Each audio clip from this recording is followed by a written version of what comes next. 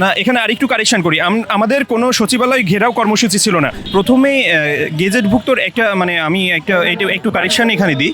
কারণ হচ্ছে আমরা আসলে গেজেটভুক্ত কথাটা ব্যবহার না করে দ্বিতীয় গেজেট বঞ্চিত ব্যবহার না করে দ্বিতীয় গেজেট বঞ্চিত শব্দটা ব্যবহার করতে যাচ্ছি। কারণ এর আগে প্রথম যে আমরা গেজেটভুক্ত হই 15 অক্টোবর, সেটা সম্পূর্ণ নজিরবিহীনভাবে দ্বিতীয় আরেকটা গেজেট হয় যোগদানের কেবলমাত্র একদিন আগে। তো এটা খুবই দুর্ভাগ্যজনক যে এই ধরনের কোনো ঘটনা কোনো ইতিপূর্বে কোনো ধরনের কোনো বিসিএসে এই ধরনের কোনো দ্বিতীয় গেজেট প্রকাশের কোনো ঘটনা ঘটে নাই।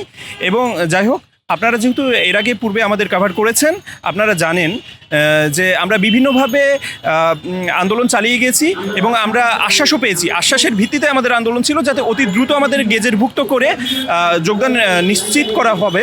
তো আমরা আসলে সেই বারবার আশ্বাস পেয়ে এতটাই হতাশায় পড়েছি এবং একদম নিরুপায় হয়েই আজকে এই সকাল 11টা থেকে আমরা আমরণ অনশনে বসতে বাধ্য হয়েছি। যতক্ষণ না পর্যন্ত আমাদের গেজেট বাস্তবায়ন হবে ততক্ষণ পর্যন্ত আমরা এই অবস্থা থেকে উঠব না। না, এখানে আরেকটু কারেকশন করি। আমাদের কোনো সচিবালয় ঘেরাও কর্মসূচি ছিল না। আমরা সচিবালয়ের সামনে গেছিলাম এবং বিভিন্নভাবে আমাদের সচিবালয়ে সংশ্লিষ্ট মহলে সংশ্লিষ্ট ব্যক্তিবর্গের সাথে আমাদের বিভিন্ন সময় আলোচনা হয়েছে। আপনারা জানেন আমাদের মাননীয় সিনিয়র সচিব স্যার গত জানুয়ারির 9 তারিখে একবার বলেছিলেন যে 3 ধরনের অপরাধ, আপনার ফৌজদারি অপরাধ, কোনো ধরনের কোনো শৃঙ্খলাজনিত কারণে ক্যাম্পাসে কেউ বহিষ্কার যদি হয়, অথবা রাষ্ট্রদ্রোহী অপরাধ, এই 3 ধরনের অপরাধ না থাকলে অতি দ্রুত আমাদের গেজেটভুক্ত করা হবে।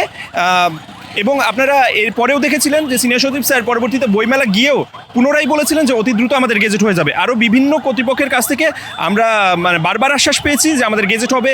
আমরা আসলে সেই জানুয়ারির 9 তারিখের পর থেকে এই আজ পর্যন্ত আমাদের প্রত্যেকটা দিন গেছে, আমাদের সকাল শুরু হয়েছে গেজেটের আশা নিয়ে এবং রাত শুরু হয়েছে ব্যর্থতার হতাশা নিয়ে।